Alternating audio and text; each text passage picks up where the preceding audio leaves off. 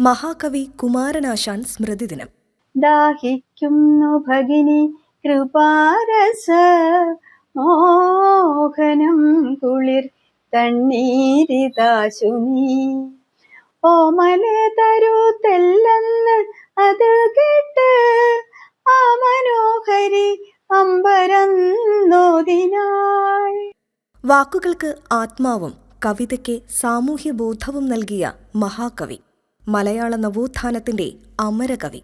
1873 കായിക്കരയിൽ ജനിച്ച കുമാരൻ പിന്നീട് മലയാള സാഹിത്യ ചരിത്രത്തിൽ കുമാരനാശാൻ എന്ന മഹത്തായ നാമമായി മാറി.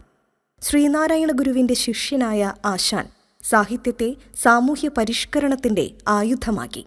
ചിന്തയും കരുണയും ചേർന്ന കവിതകളായിരുന്നു ആശാന്റെ ശൈലി. വീണപൂവ്, ചണ്ടാല ഭിക്ഷുകി, ദുരവസ്ഥ, നളിനി, കരുണ തുടങ്ങിയ അദ്ദേഹത്തിന്റെ കൃതികൾ ജാതി വ്യവസ്ഥയ്ക്കെതിരായ ശബ്ദമായും സാമൂഹിക അനാചാരങ്ങൾക്കെതിരായ ആയുധമായും മാറി.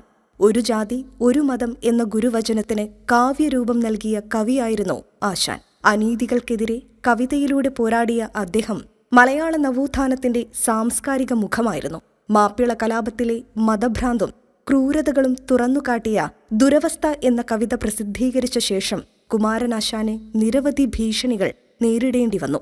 1924 ജനുവരി 16 കൊല്ലത്ത് നിന്ന് ആലപ്പുഴയ്ക്കുള്ള യാത്രക്കിടയിൽ പല്ലനയാറ്റിൽ വെച്ച് ബോട്ടുമുങ്ങി മഹാകവി കുമാരനാശാൻ മരണമടഞ്ഞു. കവിതയിലൂടെ മനുഷ്യനെ മനുഷ്യനാക്കിയ മഹാനായ കവിക്ക് ശതകോടി പ്രണാമം.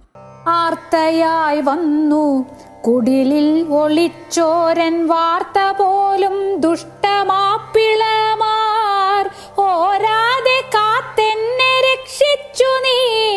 മഹാഘോരലഹള ചുറ്റും നടക്കേ നാണം കെടുത്തിയും സ്ത്രീജനത്തെ താണുകേണാലും ചാരിത്രഭംഗം ചെയ്തും തൂണുപോൽ നിർത്തി തൊലി പൊളിച്ചുറ്റോരാമാണുങ്ങളെ മുൻപിൽ വെട്ടിക്കൊന്നും